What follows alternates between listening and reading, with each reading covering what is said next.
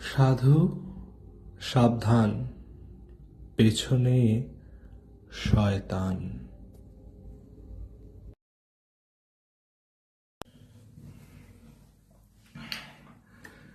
নমস্কার, শ্রী রাধারমন লালজির নতুন সিরিজ তন্ত্র যন্ত্র মন্ত্রে সকলকে জানাই সুস্বাগতম।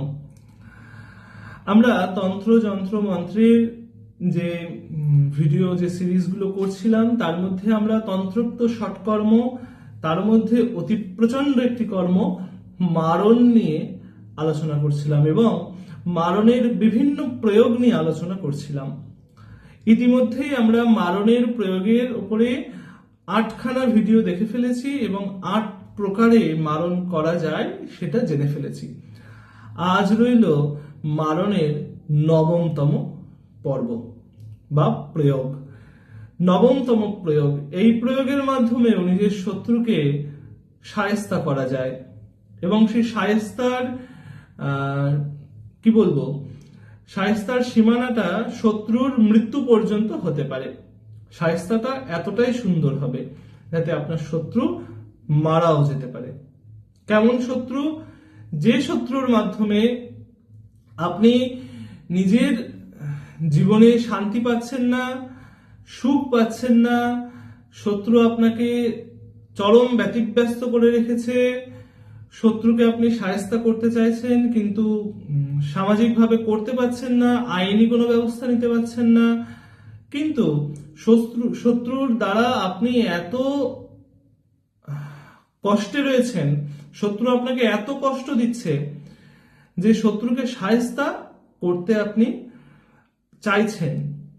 এই রকম শত্রুকে শায়েস্তা করবার জন্য তন্ত্র অনেক রকম প্রয়োগ দিয়েছে। তার মধ্যে মারণ একটা অতি প্রচন্ড প্রয়োগ। বিভিন্নভাবে মারণ করা যায়, যে মারণের ফলে আপনার শত্রু চিরতরে মরেও যাবে এবং মারণ প্রয়োগের ফলে শত্রুর দেহে ছোট্ট একটা পিন ফোটার কষ্ট থেকে শুরু করে আপনি সেই শত্রুকে মৃত্যু পর্যন্ত দিতে পারেন। এই ক্ষমতা তন্ত্র আপনাকে দিচ্ছে।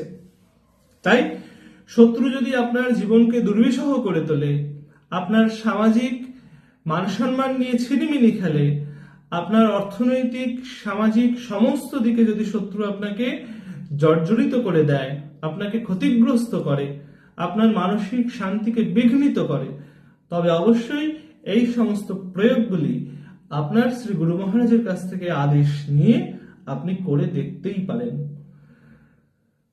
তবে আজ রইল মারণের 9ম প্রয়োগ। এই প্রয়োগটিও অত্যন্ত কার্যকর। আপনি যদি করেন বা উপযুক্ত কোনো তান্ত্রিককে দিয়ে করান, আভিচারিক ক্রিয়া যে তান্ত্রিক করে সেই তান্ত্রিককে দিয়ে করান, তবে অবশ্যই আপনার শত্রু মারা যাবে, এটা নিশ্চিত। কি করতে হবে? একটি বাঁশের গোজ, সে বাঁশের গোজ মরার মাথার খুলিতে কয়েকবার ঠুকে সেই বাঁশের গোজটিকে শত্রুর ঘরে রেখে দিন বা শত্রুর বাড়ির যে সীমানা, সেই বাড়ির সীমানার মধ্যে পুঁতে দিন, শত্রু যাতে দেখতে না পায়। কবে করতে হবে? অবশ্যই কৃষ্ণপক্ষীয় শনিবার বা মঙ্গলবারে। বাঁশের গোজটা আরো ভালো হয় যদি মরা পোড়ানোর বাঁশ হয়। মরা পোড়ানোর সময় চিতাতে যে খোঁচানোর জন্য যে বাঁশগুলি ব্যবহার করা হয় সেই বাঁশ হলে অতি উত্তম। সেই বাঁশকে নিয়ে এসে একটি নির্দিষ্ট মাপ, আপনি এইভাবে 4x4 আঙুল 8 আঙুল করে নিতে পারেন বা 12 আঙুল করে নিতে পারেন, এইভাবে মেপে। তো সেইটাকে মরার খুলির উপরে ঠুকে শত্রুর বাড়িতে রেখে দিন বা শত্রুর বাড়ির সীমানায় পুঁতে দিন। মধ্যরাত্রের কাজ মাঝরাতে করলে ভীষণ ভালো ফল হয়। ওই অবস্থায় 7 দিন এমন জায়গায় রাখবেন যাতে শত্রু দেখতে না পায় এবং ওতে 7 দিন যাতে কোনো নাড়াচাড়া না পড়ে। ওই এক অবস্থায় যদি ওটা থাকে তাহলে 7 দিনের দিন, যে 7 দিনের দিন আপনি যেটা করলেন তার ঠিক 7 দিন পরে যে শত্রুর ওপরে করলেন সেই শত্রু অবশ্যই মারা যাবে। তো এই ছিল আমাদের আজকের মারণ প্রয়োগের নবম একটি প্রয়োগ, মারণের নবম প্রয়োগ। এই প্রয়োগটা করলে অবশ্যই শত্রুকে শায়েস্তা বা শত্রুকে মারাও যেতে পারে।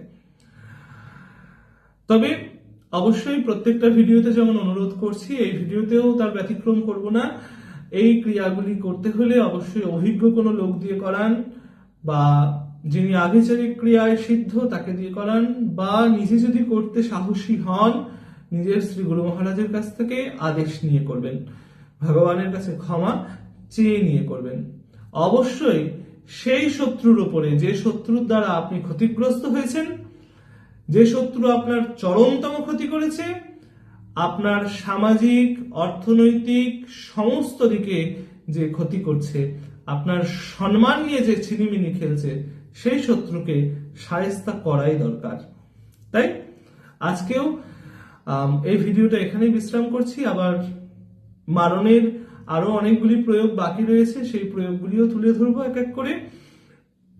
সেগুলি জানতে হলেও শ্রী রাধারমন লালজির সঙ্গে থাকতেই হবে। আর আমাদের যে সিরিজটা এখন চলছে, যে সিরিজের উপর কাজ এখন করছি একটু একটু করে, সেই তন্ত্র যন্ত্র মন্ত্র সিরিজের আরো প্রচুর পর্ব আসবে, যার মধ্যে মারণ এখন চলছেই, এর মধ্যে বশীকরণ আসবে, উচ্চাটন আসবে, পরপর সেগুলো নিয়ে আসবো।